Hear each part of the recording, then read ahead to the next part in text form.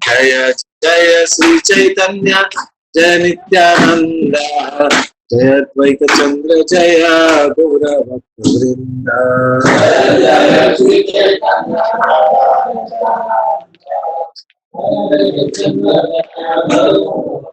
नीचे जाएंगे।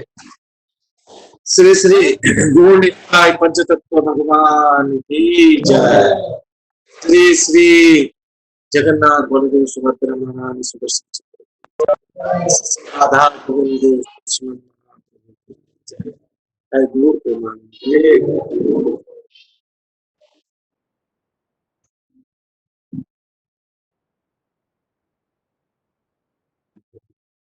हरे कृष्णा। तो सभी भक्तों का हार्दिक रूप से स्वागत है आज के चैतन्य चेतामृत के सत्र में। और कल हमने देखा कि महाप्रभु महाप्रकाश लीला में सबको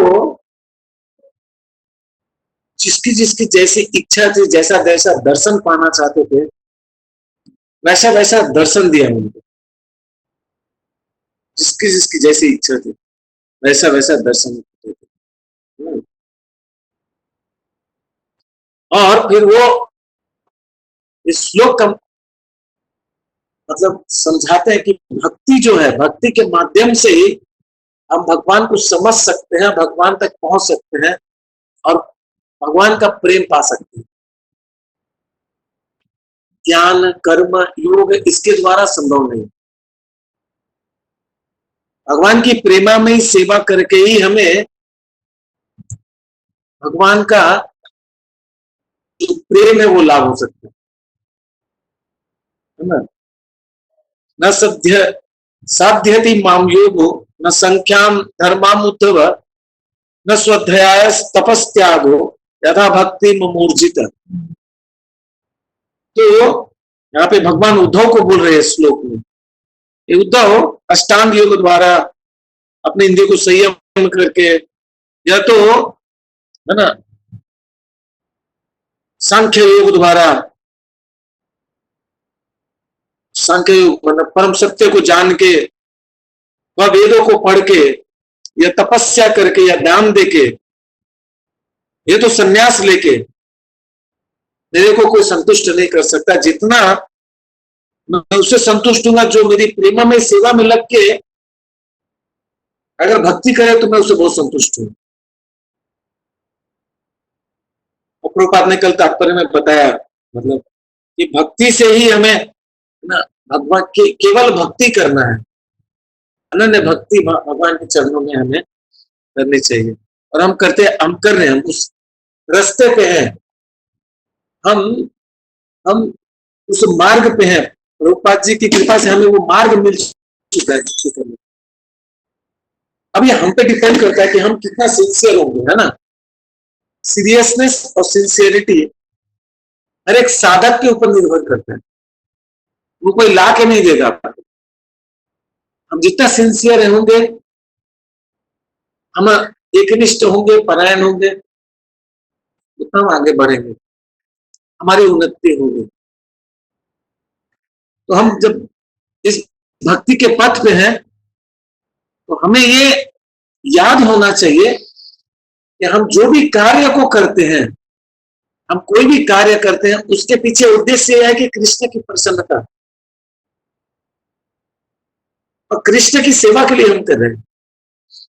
या हम कोई भी सेवा करते हैं, उसका उद्देश्य क्या है? भक्तों की प्रसन्नता, भगवान की प्रसन्नता। ये हमें बहुत जरूरी याद रखना। अगर हम इसको भूल जाएंगे तो सब मैकेनिकल हो जाएगा, सब कुछ, है ना। मैंने पहले भी बताया था कि हम एक ही कार्य को बार बार, हम डेली मंगल आरती करते हैं, गुरु अष्टक गाते हैं, तुलसी आरती गाते हैं, नरसिंह आरती गाते हैं, गाते मैकेनिकल हो जाता है हमारे। उसी चीज को हम सेम करते रहते तो मैकेनिकल हो जाता है। इसका मतलब उसमें भक्ति डालना फिर से हमको। भक्ति डालने का मतलब क्या है? कभी मीनिंग को पढ़ना चाहिए, गुरु अष्टक के मतलब को पढ़ना चाहिए, कभी उसको बैठ के ऐसे गाना चाहिए, भगवान को याद करना चाहिए, कोशिश करनी चाहिए हमें कि जब भी ये, क्योंकि अगर हम मान लीजिए उस प्रोग्राम में है, शारीरिक रूप से हमारा हमारा मन कहीं और है, तो फिर हम भक्ति के पद से च्युत हो जाते हैं। अब वहां है कि नहीं है, हमारे मन को हमको लगाना होगा, हमको सोचना होगा नहीं, अभी हमको ये समय मिला है, अभी हमको ये समय में बस ये जो प्रेयर्स चल रहा है, ये जो इसमें हमको अभी घुस के रहना, इसको याद करना। भगवान नरसिंह देव का पूरा प्रेयर गा लिया, नरसिंह देव याद ही नहीं आए एक बार में, क्योंकि मन इधर उधर भटक रहा है, एक दूसरे से मजाक कर रहे हैं, उनको ऐसे करते, उनको ऐसे करते, पिन मारा, ये क्या जी, भगवान को याद ही नहीं क्या समय पास कर रहे, तो भगवान देख रहे हैं और हमको मालूम है हमारा कितना एडवांसमेंट हो रहा है, हमको पता है कि हम कितना एडवांस हो रहे हैं कृष्ण कॉन्शियसनेस में, हम हो रहे हैं कि नहीं हो रहे, that we know, because we are the best जज ऑफ आवर सेल्फ। हम सबको धोखा दे सकते हैं, कोई भगवान को नहीं दे सकते और अपने आप को नहीं दे सकते। अगर दे भी देते हैं तो अपने आप को जानबूझ करके देते हैं, मालूम है हमको कि धोखा दे रहे हैं, फिर देते रहते हैं। हमारा उद्देश्य क्या है किसी चीज के पीछे करने का, ये बहुत जरूरी है जानना।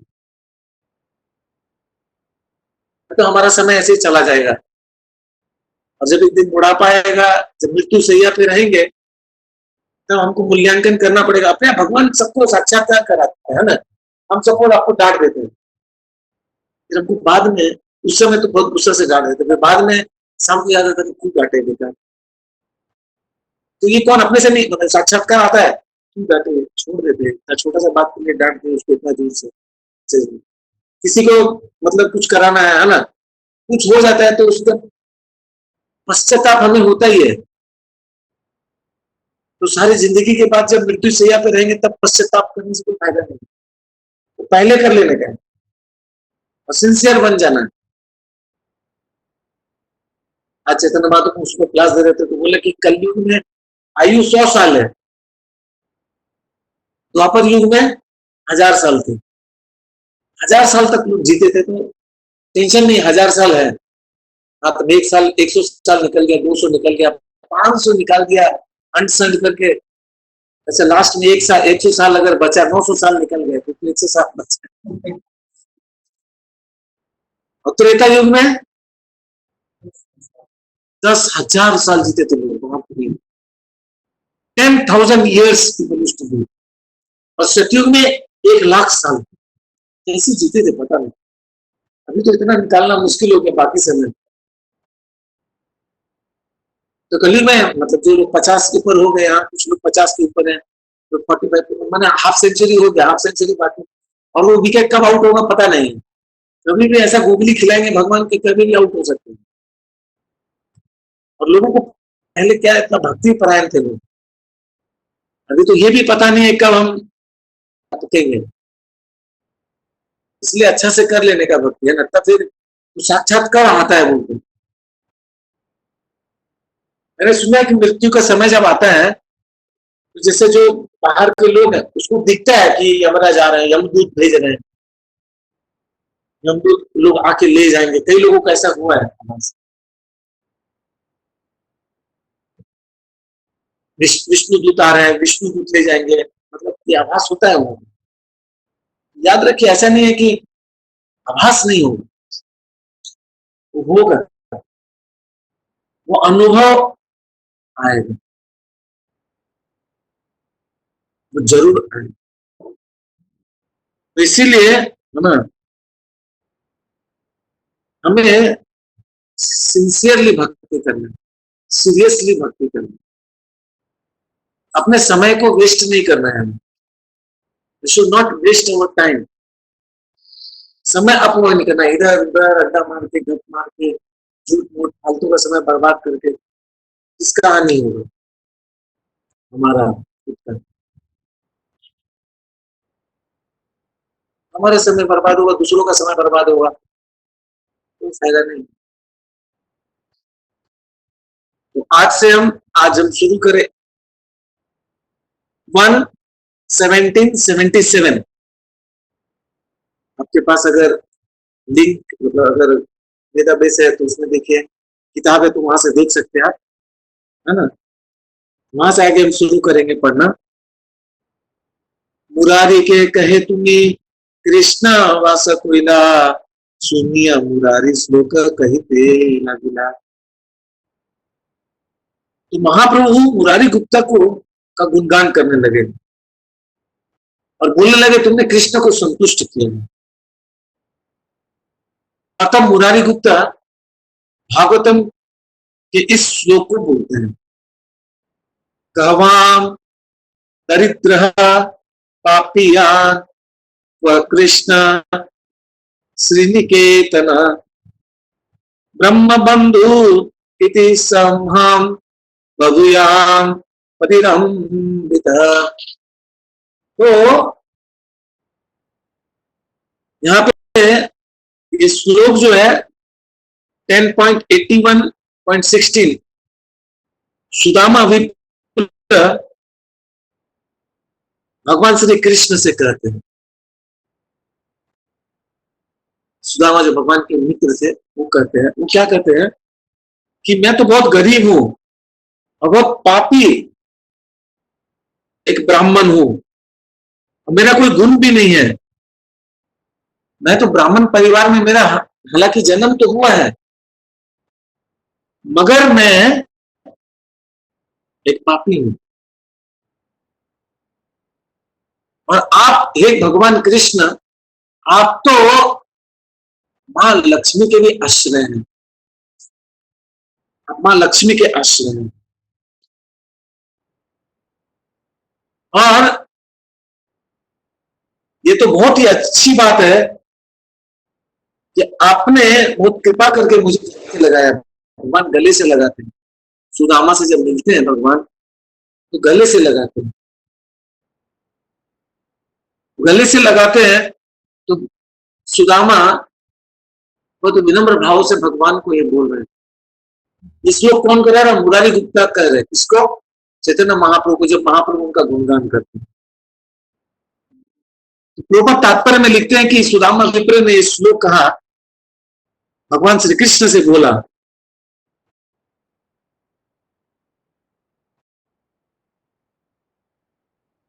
बोले कि ये जो माना जो पिछला श्लोक है, ये जो श्लोक था और पिछला श्लोक, उससे ये समझ में आता है कि भगवान बहुत ही बड़े हैं और उनको संतुष्ट करना सबके लिए संभव नहीं है, सबके लिए संभव नहीं है। बल्कि वो स्वयं संतुष्ट होते हैं। मगर सुदामा विप्र जो थे, वो एक ब्राह्मण परिवार में जन्म हुआ था भले उनका, मगर बहुत ही बड़े पंडित थे। He was a great pandit.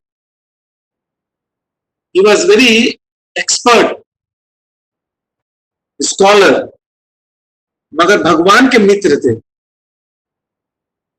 मगर वो यहाँ पे बोल रहे हैं कि मैं ब्राह्मण कहलाने लायक नहीं हूं, अनफिट टू स्ट्रिक्टली कॉल्ड ब्राह्मण। इसलिए वो बोलते मैं ब्रह्म बंधु हूं। मैंने क्या ब्राह्मण परिवार में जन्म भले हुआ मेरा, मगर ब्राह्मण जैसे गुण नहीं है मेरे। और ऐसा बोलने के बाद में भगवान सुदामा विप्र को गले लगाते हैं और है ना, वो ब्राह्मण नहीं भी थे, अपने आप को ब्रह्म बंधु बोल रहे थे, है ना। बोले कि और यहाँ मुरारी गुप्ता जो है वो तो ब्राह्मण मेरे थे, एक वैद्य परिवार में जन्म हुआ था उनका। और ऐसे अगर सोशल सामाजिक तौर पे देखा जाए तो जो वैद्य परिवार के लोग उसको शूद्र बोल रहे थे, ऊपर लिख रहे हैं। मगर भगवान श्री चैतन्य महाप्रभु ने विशेष कृपा प्रदान की उनपे, because he was a beloved devotee of the Lord। Ramchandra के बहुत ही प्रिय भक्त थे। चैतन्य महाप्रभु है ना, भक्ति सिद्धांत सरस्वती ठाकुर अपने इस तात्पर्य में लिखते हैं कि that no one qualification in this material world can satisfy the supreme. अपने गुणों से हम भगवान को संतुष्ट नहीं कर सकते, मगर हाँ एक ही चीज से संभव हो सकता है, भगवान किसे संतुष्ट होते हैं, भगवान को अगर हम प्रेमामय सेवा में लग जाते हैं तो भगवान उससे संतुष्ट हो सकते हैं। ये तो अपने गुणों से, अपने है ना पांडित्य से, अपने क्या बोलते हैं ज्ञान से भगवान को संतुष्ट नहीं कर सकते। We cannot satisfy the Lord. और बोला कि जो अंतरराष्ट्रीय कृष्ण भावना में जो संघ के जो भक्त लोग हैं वो तो अपने आप को ब्रह्म बंधु भी नहीं बोल सकते।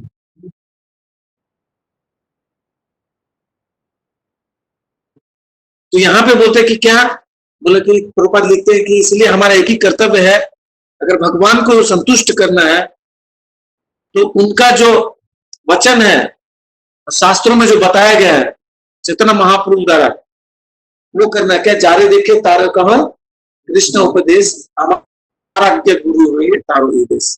मतलब हम जिससे भी मिलेंगे उनको कृष्ण के बारे में बताना है। और इस तरह ना ऑन माय चैतन्य महाप्रभु ऐसा बोल रहे हैं, become a spiritual master and deliver the people of this country. सारे लोगों को, अपने देश के लोगों को कृष्ण भावना में बनाइए। चैतन्य चरितमृत मध्य लीला में 7.128 में इसकी व्याख्या की गई है। Well, simply trying to follow the order of Chaitanya Mahaprabhu, we speak to the people of the world about Bhagavad Gita as it is. महाप्रभु ने बोला जा रहे देखो इसलिए प्रभुपाद देखिए, और अपने गुरु का आदेश था उनको, पहले मीटिंग में गुरु ने बोला था कि पाश्चात्य देशों में प्रचार कीजिए। एक इंस्ट्रक्शन सारा जीवन अपना निशावर कर दिया प्रभुपाद ने, एक आदेश को लेकर चले। तो वो आदेश कहां से आ रहा था, महाप्रभु का आदेश था। और प्रभुपाद बोलते यहाँ पे इस बात की पुष्टि क्या करते हैं, अगर हम अंतरराष्ट्रीय कृष्णा भावनामृत के संघ के लोग अगर ऐसा करेंगे तो हम भगवान को संतुष्ट कर सकते हैं। This will make us qualified to satisfy the supreme personality of God. हमारा कोई गुण नहीं है, हमारी कोई शक्ति नहीं है, हमारा कोई धन नहीं है, हमारा कोई सामर्थ्य नहीं है, हमारी कोई बुद्धि वाले नहीं हो, मगर अगर हम आदेश अनुसार अगर जाएंगे कृष्ण भावनामृत में तो भगवान संतुष्ट होंगे। और भगवान से ज्यादा अगर भगवान के भक्त है उनका आदेश, अगर हम अपने गुरु का आदेश पालन करेंगे तो भगवान सहज संतुष्ट हो जाते। गुरु अगर बोलेगा कि भगवान बोलेंगे कि इसको लेना है कि नहीं, बैक टू गॉड, गुरु बोलेंगे कि हाँ नहीं ले लीजिए, बोले कि अरे ये इतना अच्छा से भक्ति नहीं करता, सोते रहता, जब में ये करते रहता, बोले नहीं फिर भी इसका क्वालिफिकेशन है, इसको थोड़ा एंट्री मार देंगे तो अच्छा रहेगा। तो बोलेंगे ठीक है, एक बार भगवान डिस्कस कर लेते हैं, फिर तो एंट्री मारा देंगे, फिर हो जाता है। तो गुरु रिकमेंडेशन करते हैं, रिकमेंड कर देते हैं, फिर हो जाता है। डायरेक्ट अपने से सोचेंगे भगवान तक पहुंच जाएंगे, गुरु को साइड कर देंगे, तब तो उसका तो नंबर तो पता नहीं कब आएगा, बहुत टाइम लगने वाला है, उसका नंबर इतना जल्दी नहीं आने। इसलिए असंतुष्ट करना है गुरु को, गुरु के आदेशों को पालन करना चाहिए, अपने हृदय में रख के उसको लेके जाना चाहिए। जैसे प्रभुपाद ने क्या, मैं सोच रहा था, ये खाली 44 साल वेट किया प्रभुपाद ने, 22 से 65 कैलकुलेट कर लीजिए, और उसके बाद उसको पूरा किया, वो भी 70 वर्ष की आयु में। इतना आसान नहीं था, साधारण नहीं है ये बात। तो प्रभुपाद यहाँ पे लिख रहे तात्पर्य में कि अगर हम ऐसा करते हैं, भगवान के नाम का प्रचार और प्रसार करेंगे, जैसे महाप्रभु ने बोला जा रहे थे कि तारे के कृष्ण उपदेश, और उसी के आज्ञा अनुसार हम कर रहे हैं। प्रभुपाद अपनी बात को यहाँ पे रियलाइजेशन को बता रहे हैं, अपने साक्षात्कार को यहाँ व्यक्त कर रहे हैं, अपने साक्षात्कार को व्यक्त कर रहे हैं, और उससे वो देखिए भगवान जरूर संतुष्ट होंगे। एक दिन प्रभु सभा भक्त गण लैया संकीर्तन से श्रम युक्त। एक बार बोला कि एक बार महाप्रभु संकीर्तन करते करते जा रहे थे और सब लोग थक गए, तो सब लोग थक गए तो एक स्थान पे जाके सब लोग बैठ गए। विश्राम करने लगे। एक अमार बीज प्रभु आंगने रोपिला, एक आमेर बीज वो आंगने रोपिला, ताते तत्क्षणे जन्मिला वृक्ष बाधिते लगिला, बढ़ीते लगिला। भगवान ने क्या किया, एक आम का बीज लिया और उसको रोप दिया। यहाँ बीज रोपने का बात बहुत चल रहा है मोती जिले में। आम का पेड़ नहीं लगा, अमरूद का बीज लगा दिए हैं, पपीता का लगा दिए हैं, नींबू लगा दिए हैं और कुमड़ा लगा दिए हैं, साग हो रहा अपने आप। तो महाप्रभु जैसे मतलब बीज, उसी समय वो तुरंत उसमें से पेड़ हो गया, पेड़ निकल के उगने लगा सबके आंखों के सामने। देखिए बीज हो रहे और कभी सामने पेड़ निकल के आया, वृक्ष निकल के आने लगे अपने आप। आश्चर्य की बात है। अगर ऐसा हो जाए तो हम लोग खुश हो जाएंगे, है ना।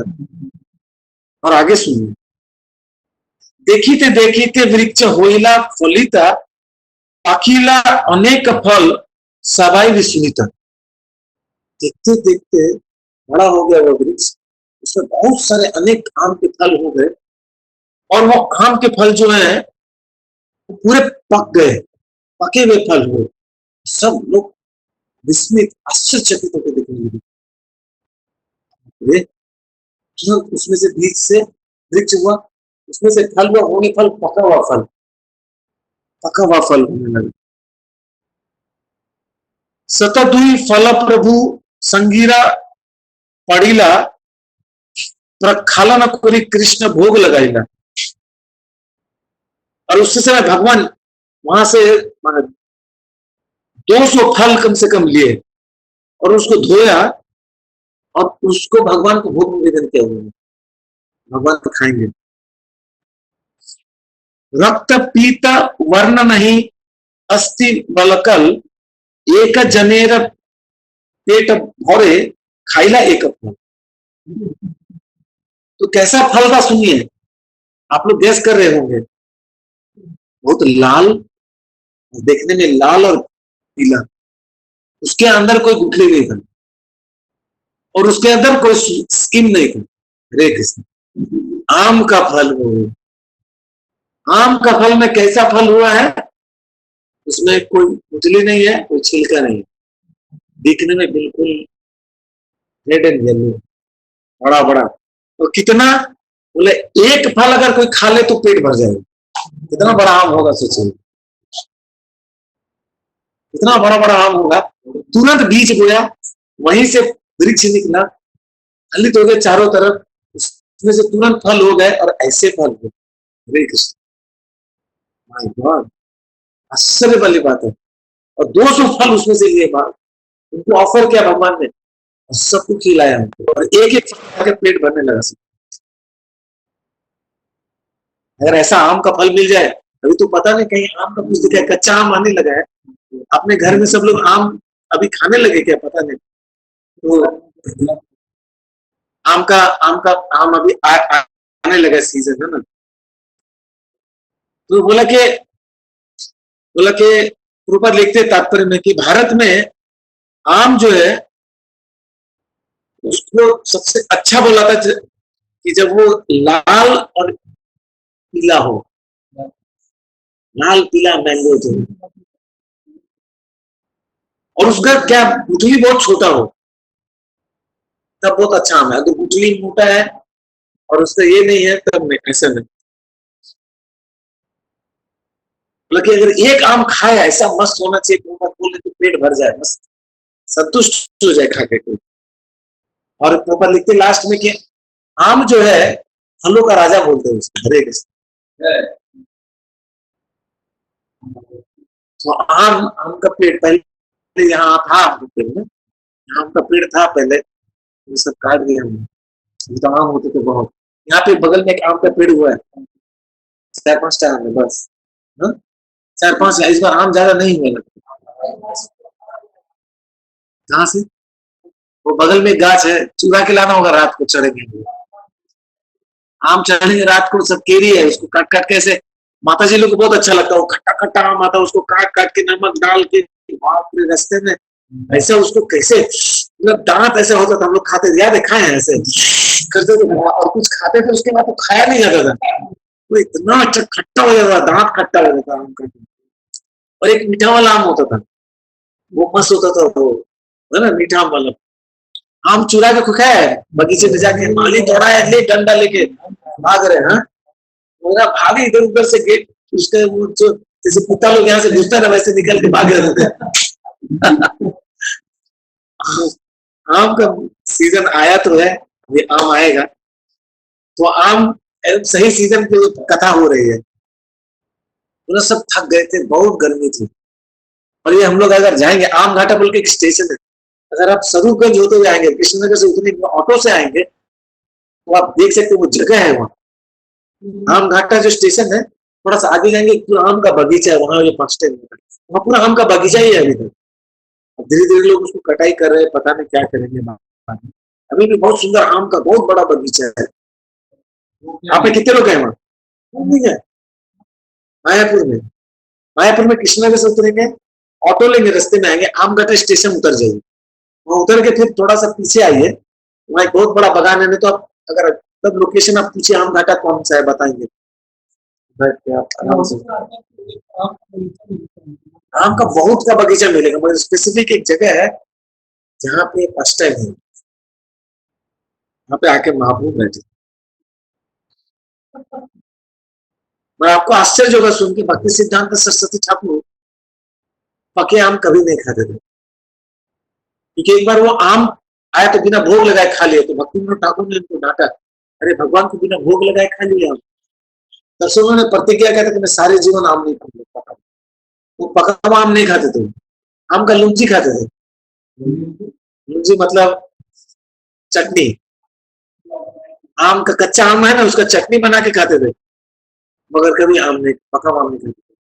मेरा भी दुर्भाग्य, मैं भी पका आम नहीं खा सकता, मेरे को मना है, तो हम आम नहीं खाते, अभी बहुत कम खाते हैं, बहुत कम आम, मतलब इतना इतना प्रिय था, इतना खाते थे घर में, तो बाप रे, सुबह सब तीनों टाइम आम चल रहा है ना, आम का सीजन आता था, आम भारत में जब आम आता था, आम ही आम चल रहा है, जब देखो आम, सुबह देखो आम, दोपहर में देखो आम, रात को सोते पहले देखो आम, खा के आम, आम ही आम चारों तरफ। मेरे को याद है एक बार हम लोग आश्रम में थे, चौपाटी में, देवानंद पंडित को आम का सीजन, आम हो रहा, खाली आम फीस्ट, ऐसे ब्रह्मचारी क्लास हो गया दोपहर में, और अनलिमिटेड आम सब ले लेके बैठ गया, पांच पांच छह छह आम सब खा भी गया ब्रह्मचारी लोग, पांच पांच छह छह आम खा गया, तो पूरी खा के हरी बोलने लगा, खा गया सब आम। तो महाप्रभु ने सबको इस तरह प्रेम से आम खिलाया। अष्टे बालकल नहीं अमृत रसमय, एक फल खाइले रसे उदर पुरय। तो ये जो फल था आम का, इसमें कोई गुठली नहीं थी, कोई छिलका नहीं था, और इतना जूसी, इतना सुस्वादु वो आम, इतना मीठा था कि उसको खा के बस मन और प्राण और पेट संतुष्ट हो गया, इतना स्वादिष्ट आम था, fully satisfied, eating only one.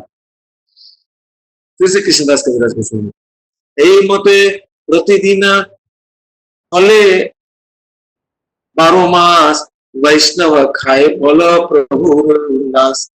और इस तरह से क्या हुआ, ये जो वृक्ष था 12 महीने फल देता था, 12 महीने फल होता था, throughout the 12 months of the year, and the Vaishnavas used to eat them to the Lord great satisfaction। भगवान बहुत आनंदित होते थे, और वैष्णव लोग 12 महीना खाते थे आम के फल, इतना अच्छा लगता था।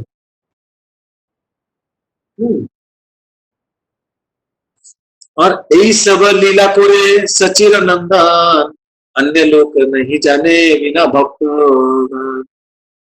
इस तरह से महाप्रभु बहुत ही गुह्य लीलाओं को कर रहे थे, और भक्तों को छोड़ के और कोई इसको जान नहीं पाता।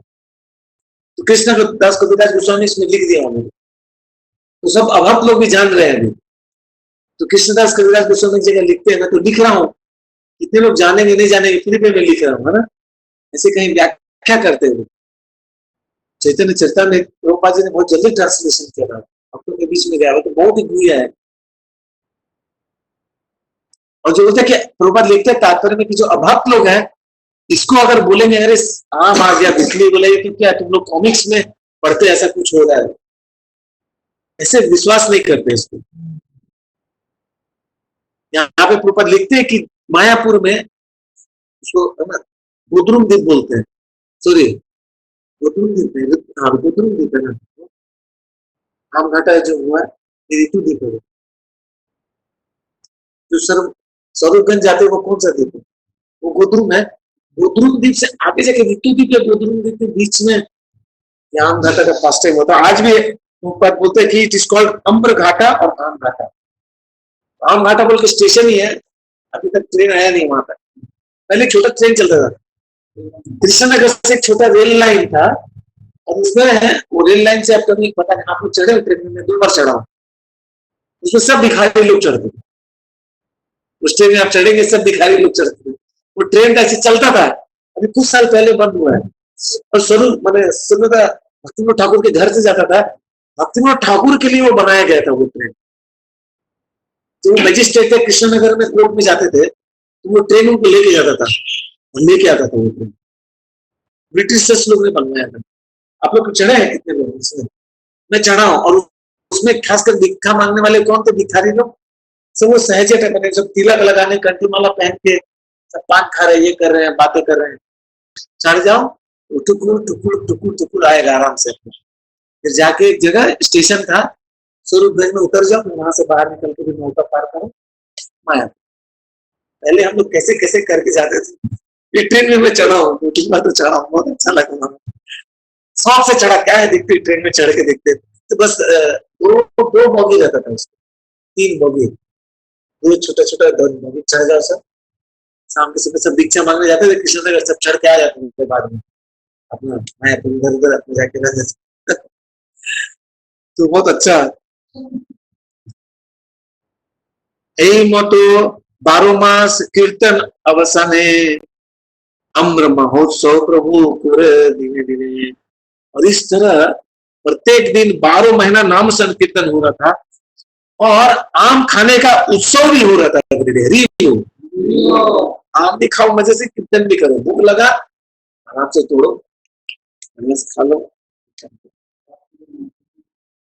तो है ना। मतलब कि प्रिंसिपल प्रभुपाद और principle Lord Chaitanya Mahaprabhu distribute prasadam at the end of kirtan performance.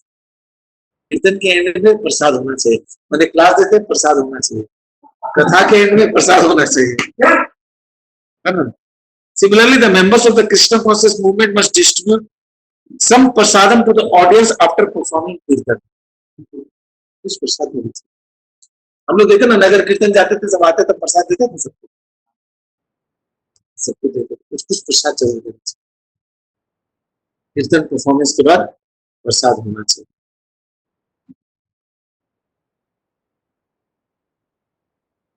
Actually ऐसे याद आने लगा, मतलब मायापुर जब आते थे, वो कृष्णनगर का रास्ता है, लेकिन नवद्वीप से बहुत कम आया हूँ। उन जगहों को आप, मतलब कितना अच्छा लगेगा आपको आके वहां, ऐसा लगेगा कि कोई अपनी जगह आ गए हैं, बहुत अच्छा लगता है। आप वहां से जाइए, आप हरिहर क्षेत्र है, कितने लोग हरिहर क्षेत्र है, हरिहर क्षेत्र है, नरसिंहपल्ली है, यात्रा में तो जाते हैं नरसिंहपल्ली, बहुत अच्छा लगेगा आपको नरसिंहपल्ली, वहां आप जा सकते हैं। ऑटो वालों को बोलेंगे, उतरेंगे, सब दर्शन करके आइए। बहुत सारा जगह जहाँ पे आप घूम सकते हैं मायापुर में, केवल मायापुर कैंपस नहीं है, अगर बाहर निकलेंगे बहुत सुंदर सुंदर स्थान है। हरिहर क्षेत्र में अभी भी शिव चैतन्य गौरंगा गौरंगा बोल के घूम रहे हैं अभी भी। नरसिंहपल्ली में बोले नरसिंह देव कई जगह हाथ धोए थे, बोलते वहां आके हाथ धोए थे। वो सेल्फ मैनिफेस्टेड स्वयं मूर्ति है नरसिंह देव, एक पत्थर पे वो आया हुआ, जैसे यमुना में त्रिचुरा गोपीनाथ एक पत्थर पे आपके है भगवान, और ये एक पत्थर पे है ये नरसिंह देव, बहुत ही शक्तिशाली। सुंदर सुंदर स्थान है, आप जाके वहां दर्शन कर सकते।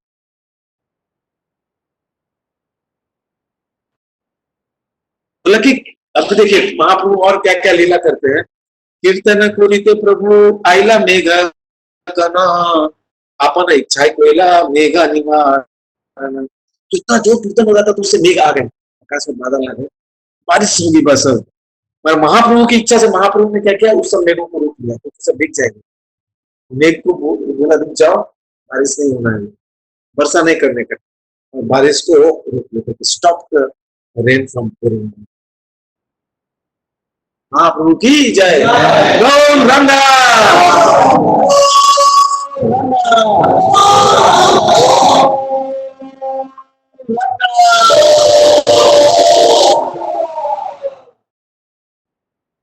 ये हमारे महाप्रभु हमारी सोच है। तो बोलते हैं कि भक्तिविनोद ठाकुर इस संदर्भ में बोलते हैं कि चैतन्य महाप्रभु एक बार कीर्तन कर रहे थे,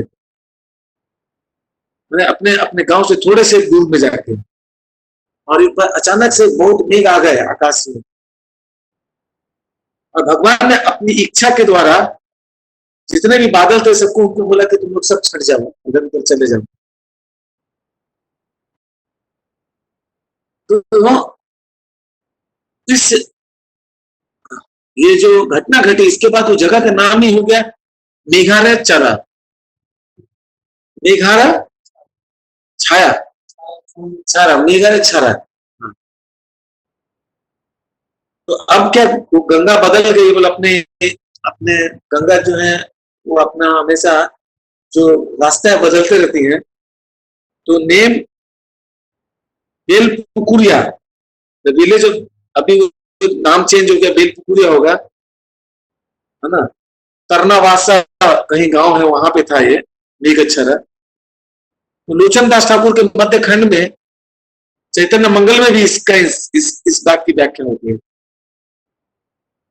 कि दिन हो गया और फिर शाम जब हो जाता है तो सारे मेघ आ जाते हैं और क्या बादल गरजने लगते हैं, बिजली चमकने लगती है, और तब भगवान अपने करताल को लेते हैं और बजाते हैं और गाने लगते हैं, हरे कृष्णा हरे कृष्णा कृष्ण कृष्णा हरे हरे, हरे राम राम राम हरे हरे। और आकाश को देखते थे और ऐसा देखते थे कि वो मान लो देवताओं को बोल रहे हैं ऊपर में, उच्च लोकों में, और तब जितने भी जो बादल थे वो क्या हो जाते थे, छट जाते थे, समाप्त हो जाते थे, और इसलिए भगवान नाचने लगते थे बहुत सुंदर से, हाथ उठा के कीर्तन करके, happily used to chant with jubilant and satisfied, भक्तों को आनंद प्रदान करते। भगवान की इच्छा से मायापुर में सब होता है, सारे जगत में होता है, उनकी इच्छा से एक पत्ता भी नहीं हिलता, ऐसा हम बोलते हैं।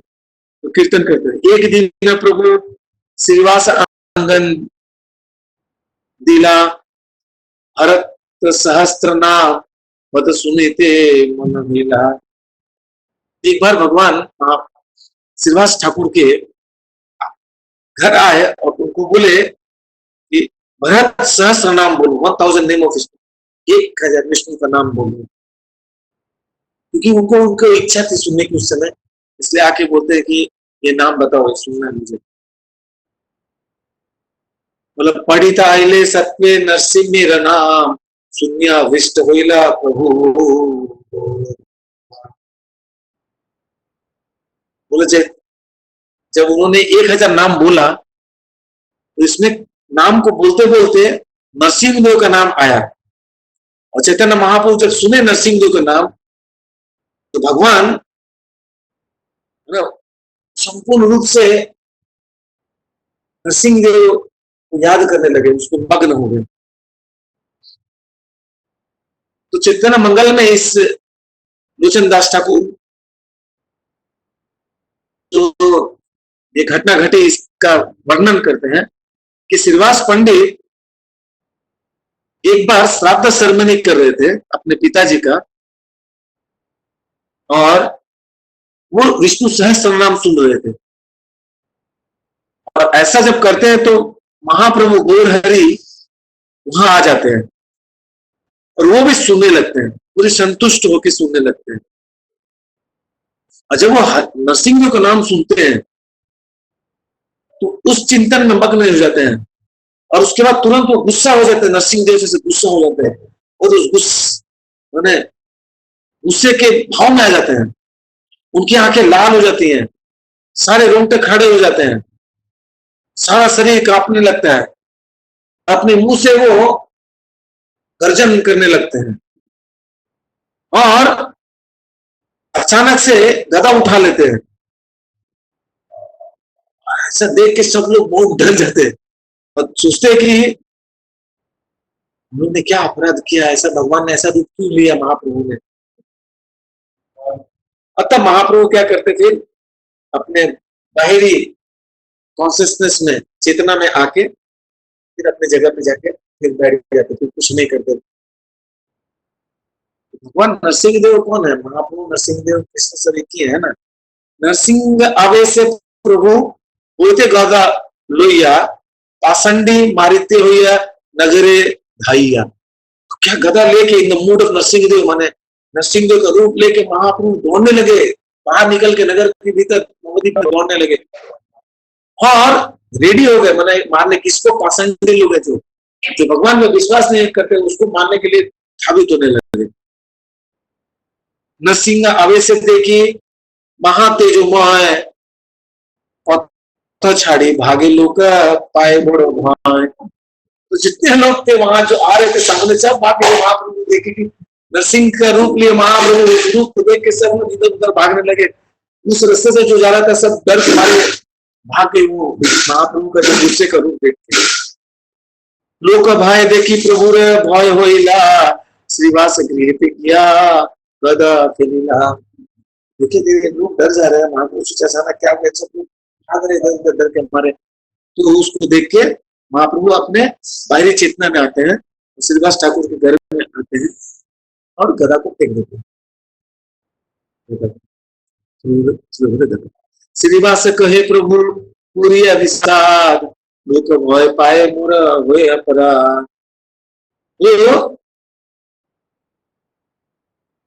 वो बोलते हैं श्रीवास को, महाप्रभु मैंने बहुत दुखी होते कि मैं नरसिंह देव का रूप धारण किया मगर लोग बहुत डर गए, इसलिए मैंने छोड़ दिया।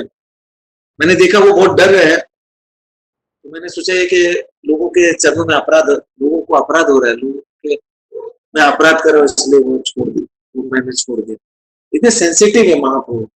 यहाँ महाप्रभु दिखा रहे कि वो कितने इसको सेंसिटिव। देखे जब लोग डर रहे हैं तो वाज वेरी सेंसिटिव, तुरंत उन्होंने उसको मतलब गदा को फेंक दिया। Was very sensitive to general people also. कई बार हम लोग अपने डीलिंग्स में सेंसिटिव बहुत बोलते हैं, सेंसिटिव होना चाहिए, सेंसिटिव होना चाहिए ना, हमें सीखना है। बोला अपन हमसे नहीं होगा, उन्होंने सीखना कर, वैष्णव सदाचार करना है, वैष्णव सदाचार में आना है तो हमें सेंसिटिव होना ही पड़ेगा। We have to be sensitive towards others. अगर हमको कोई कुछ बोलता है तो हमको बहुत बुरा लगता है ना, हम दूसरे को बोलेंगे अगर उसको भी बुरा लगता है ना, उसको बुरा लगता होगा। We should always very sensitively deal with the people to notice.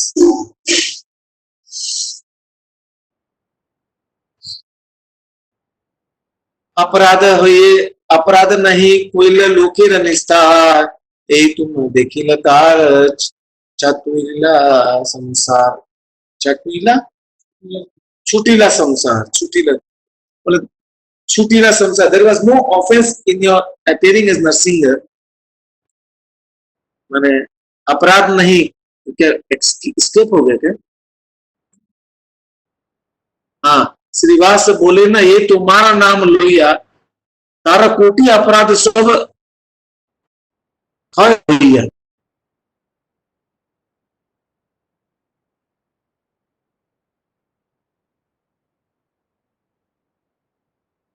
आपका कोई नाम लेगा उनके जन्मों जन्मों के जो है ना अपराध है वो मर्जित हो जाएंगे।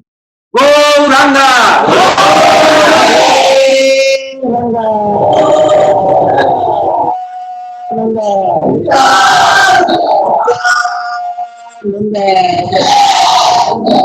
जन्मों जन्मों के पाप मार्जित हो जाते। आप नहीं, यहाँ अपराध बोल रहे हैं। आप तो ठीक है, मगर अपराध मार्जिन हो गए। श्रीवास बोलते हैं कि भगवान आपका नाम लेंगे तो जन्मों के अपराध मार्जिन, अपराध नहीं कोई लोकेर निस्तार यही तुम्हार देखिला तार छुटीला संसार। बोले कि उसमें कोई अपराध नहीं है, आप नरसिंहदेव के रूप में आए, और हालांकि जिसने देखा ये आपके इस भाव को, वो तुरंत इस भाव बंधन से मुक्त हो गए। वहां निकल के गए, दौड़ने लगे, लोग भागने लगे। बोले कि सब लोग का बंधन और बंधन से मुक्ति हो गई, जो भी देखा आपके शुरू। एतो बोले श्रीवास कोरिला सेवन तुष्ट हुए प्रभु आइला अपनो। और इसके बाद श्रीवास ने भगवान की आराधना की, और भगवान उसके बाद बहुत संतुष्ट होके अपने घर को लौट के आते हैं। आर दिन शिव भक्त शिव गुण गाए प्रभु आंगन नाचे डमरू बजाए। तो क्या हुआ, एक दिन एक शिव का बहुत बड़ा भक्त है ना, शिव जी का गुणगान करने लगा। चैतन्य महाप्रभु के घर आके, चैतन्य महाप्रभु के घर आया, डमरू बजाने लगा और शिव जी का गुणगान करने लगा, और डांस माने नाचने लगा और गाने लगा। नाचना और गाने, डमरू बजाने लगा, नाचने और गाने लगा। महेश अवश्य होइले सचिर नंदन तारस कंधे चढ़े नित्य कोयला बहुत छान। अब ऐसा जब कर लिया तो महाप्रभु भगवान शिव का रूप धारण कर लेते हैं, माने उस वेश में शिव वेश में आ जाते हैं, और उस आदमी के कंधे पे चढ़ जाते हैं और उसके साथ नाचने लगते बहुत देर तक। शिव बन गए, तो डमरू बजाने नाचा तो उनके कंधे पे चढ़ गए और नाच रहे, दोनों नाच रहे, बहुत देर तक नाचते रहते। चैतन्य महाप्रभु की जय। बोले चैतन्य महाप्रभु भाव, शिव का भाव लेते हैं, और ही शिव ऑल्सो। गोपाल जी यहाँ तथ्य को क्लियर कर रहे थे, वो शिव जी भी। तो कैसे शिव जी हैं? According to the philosophy of Achint Bhedabhed tattva, Achint Bhedabhed तत्व का जो मर्म है, उसके अनुसार क्या है, भगवान जो शिव है विष्णु से अभिन्न है। मगर फिर भी ऊपर लिखते हैं कि शिव जी विष्णु नहीं है। इसका मतलब क्या, जैसे दही है जो दूध नहीं बन सकता, दूध से दही बन सकता है, तो वैसे ही तो दूध से आप कितना दही बना लीजिए, है ना, और दही से आप बोलेंगे दूध दूध बना लेते हैं, बनेगा? 100 लीटर दूध है, आपको दही बना लीजिए। 5000 लीटर अगर दही है तो दूध नहीं। तो दूध कौन है? विष्णु, और दही कौन है? शिव। ब्रह्म संहिता में अभी आगे पता नहीं बताएंगे क्या, है ना। One can not get the benefit of milk by drinking yogurt. Similarly, one cannot get salvation by worshipping Lord Shiva. उसको मुक्ति नहीं मिलेगी शिव को पूजा करने से। उसको सैल्वेशन, यहाँ पे सैल्वेशन माने क्या, भगवान के चरण धाम को प्राप्त करना। अगर किसी को मुक्ति चाहिए तो उसको भगवान विष्णु को पूजना होगा। ये भगवत गीता में बताया गया है। मत्स्थानि सर्वभूतानि नाहम ना चाहम तेष अवस्थित। सब कुछ भगवान पे आधारित है, बिकॉज सब कुछ भगवान का एनर्जी है। Everything is Lord's energy, and yet is not everywhere. और वो सब जगह है और नहीं भी है ना, इसको बोलते हैं अचिंत्य भेदाभेद तत्व। तो भगवान चैतन्य महाप्रभु ने शिव का रूप धारण किया, भाव लाया, वो कोई ज्यादा अचंभित होने वाली बात नहीं है। मगर but one should not therefore think that worshipping Lord Shiva is worshipping Chaitanya Mahaprabhu. That is a mistake. Shiv का भाव तो ले लेते हैं, तो प्रभुपाद यहाँ सावधान कर रहे भक्तों को। शिव को हम कैसे पूजा करेंगे? वैष्णव यथानाम समूह। सभी वैष्णवों में श्रेष्ठ, भक्तों में श्रेष्ठ है, और द्वादश महाजन में एक है, उनको पूजा करेंगे। तो महाप्रभु शिव का भाव लेते माने अचिंत्य भेद भेद तत्व को मत बोलते हैं और नहीं भी। भगवान इस सारे जगत में है और नहीं भी है, दिखाई नहीं देते हैं ना। अंडांतरस्थ परमाणु चयांतम रस चयांतर चयांतरस्थम दिखाई नहीं देते, मगर भगवान की एनर्जी है इसमें। ये सारा जगत जो है भगवान का, भगवान की शक्ति के द्वारा संचालित हो रहे, इसलिए इसको बोलते हैं there and also not there, Achintya भेदाभेद।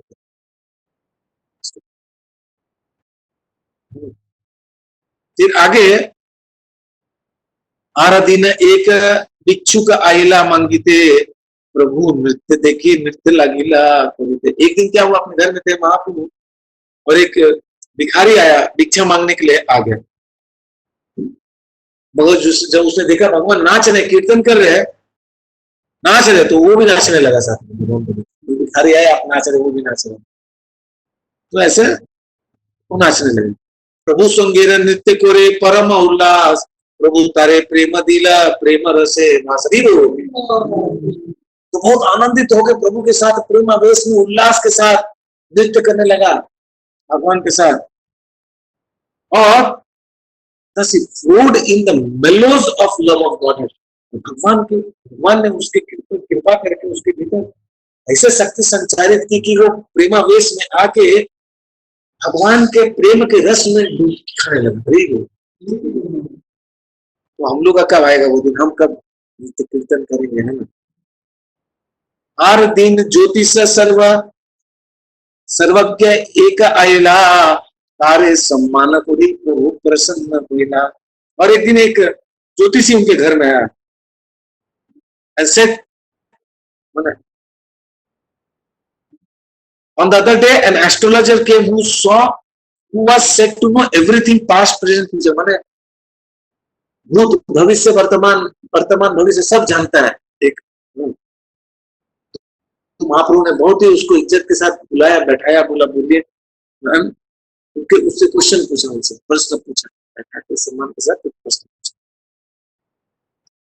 तो प्रभुपाद तात्पर्य में लिखते हैं कि ब्राह्मण लोग हैं जो साधारण रूप से वो बनते ज्योतिषी, Ayurvedic physician, teachers and priest, माने जो ब्राह्मण है आयुर्वेदिक फिजिशियन जो है वो, फिर जो पुरोहित है वो, although highly learned and respectable, such brahmanas went for door to door to distribute the knowledge.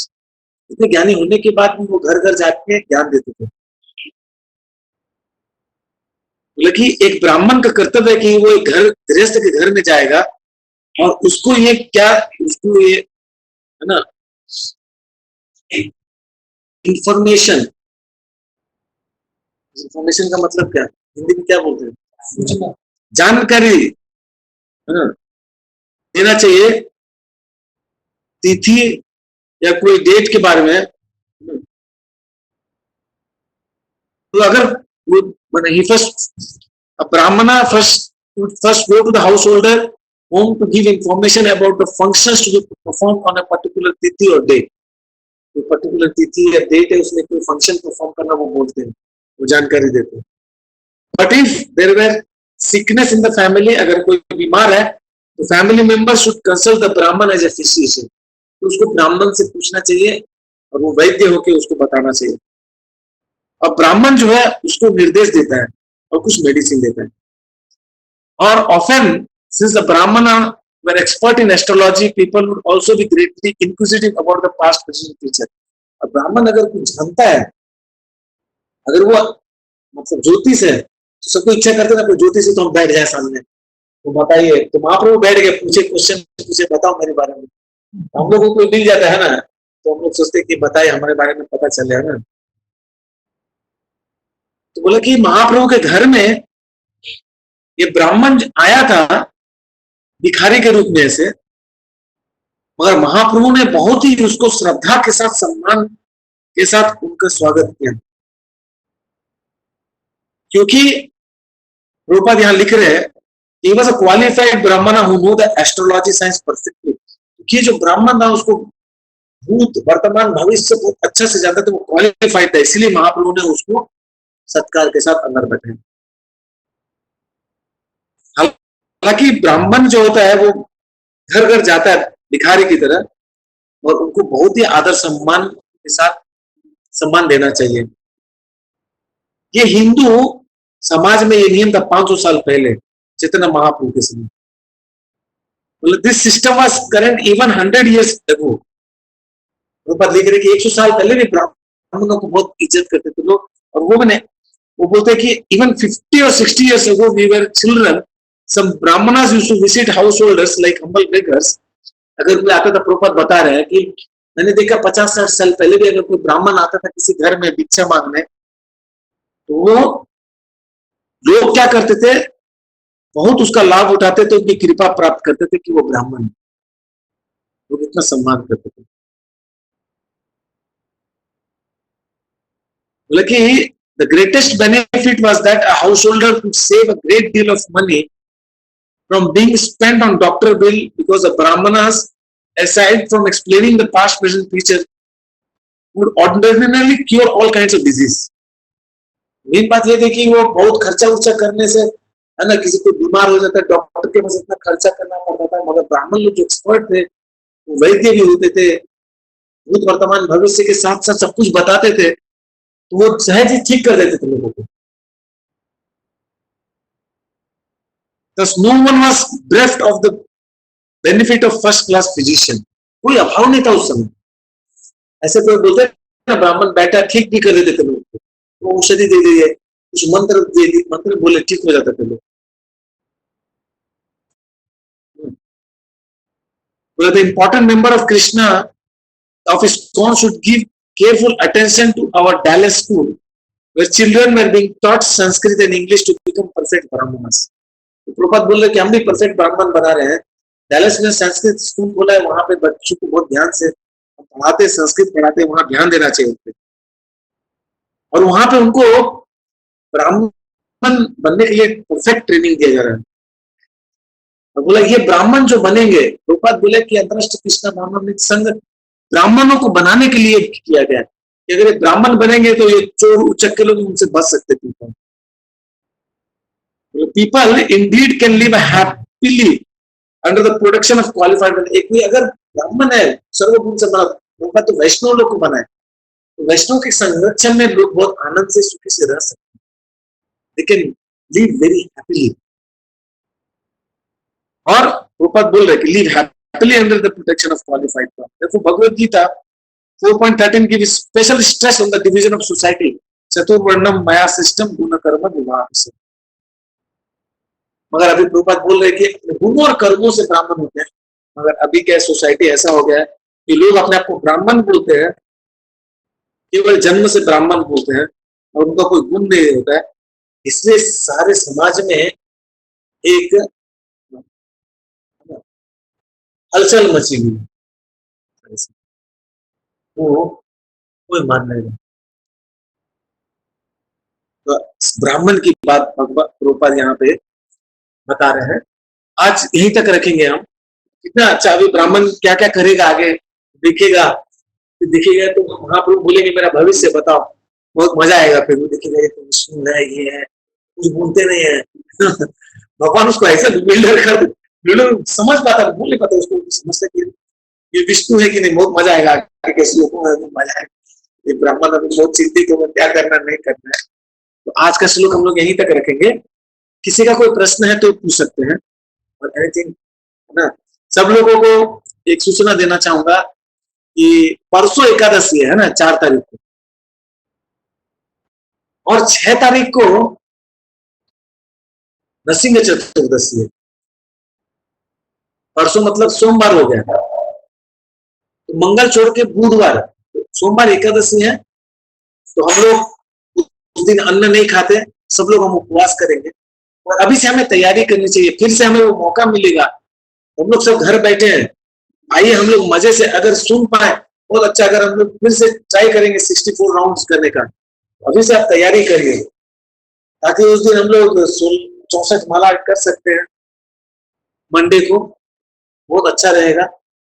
और दोपहर में प्रसाद लीजिए 2 बजे तक, तब क्या भूखे रहेंगे मतलब आराम से जप हो जाएगा, जल्दी उठना है। मंडे को 2 बजे सुबह उठ जाएंगे और फिर से जप करेंगे, फिर वैसे ही फॉलो करेंगे जैसे पिछली बार किए थे, तो बहुत आराम से एकादशी हो सकता है पालन। तो है ना, कल रात को थोड़ा कम खाना होगा, तो फिर जाके हम लोग को जल्दी सो के उठेंगे। कल रात को अगर आप हेवी डिनर करेंगे तो नहीं होगा, फिर इसलिए आपको थोड़ा हल्का डिनर करना है और परसों का तैयारी करेंगे। और नरसिंह चतुर्दशी तो आ ही रहा है।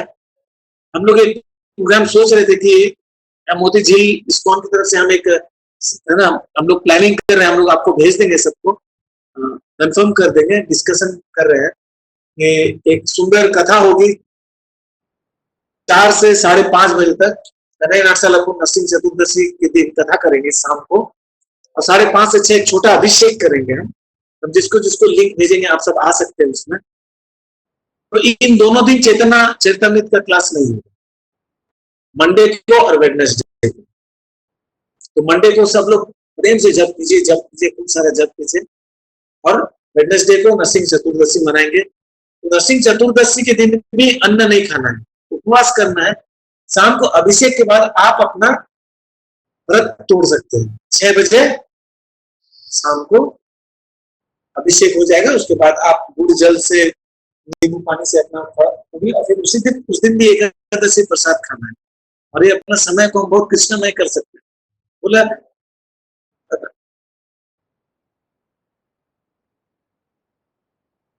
माधव तिथि भक्ति जननी जतन में पालन करूँ, जतन से पालन, क्योंकि तिथि आती है, एकादशी है, जैसे रामनवमी गया, नरसिंह चतुर्दशी है, गौर पूर्णिमा, ये सब तिथि भक्ति जननी है, भक्ति को उत्पन्न करती है हमारे हृदय में। इसको बहुत जतन से हमें पालन करना चाहिए, तो हमें भक्ति मिलती है भगवान। आप लोग सबको बहुत बहुत शुभकामनाएं एकादशी की और नरसिंह चतुर्दशी की। बहुत सुंदर ढंग से, है ना, आप लोग इसका लाभ उठाइएगा और आनंद से रहिएगा। प्रभुपाद की जय। हम लोग यहीं पे रखें आज। हाँ, जस्ट कीप क्लियर। आज प्रश्न उत्तर नहीं करेंगे, फिर सबको लेट भी हो जाएगा, ऑलमोस्ट 5 बजने वाले हैं। तो जस्ट एंड द क्लास। हाँ, थैंक यू वेरी मच।